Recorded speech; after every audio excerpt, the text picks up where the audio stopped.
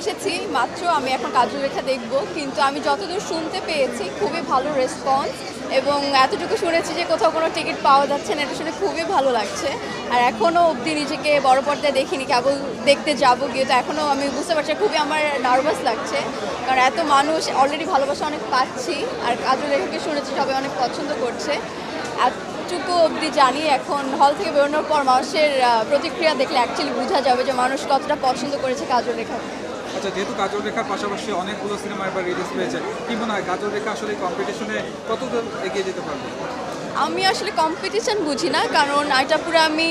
দর্শকের হাতে ছেড়ে দিতে চাই, কারণ দর্শকরা যেটাই পছন্দ করবে তারা সেটাই ভালোবেসে লুফে নেবে, তো দর্শকের হাতে আমি এটা ছেড়ে দিতে চাই। হ্যাঁ, এখনও অবধি শোনা যাচ্ছে, কারণ অনেকগুলো শো সকাল থেকে হয়েছে অনেকগুলো হলে, তো সবাই অনেক পজিটিভ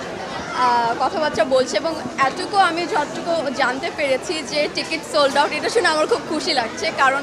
নারায়ণগঞ্জে, তারপর কেরানীগঞ্জে, আপনার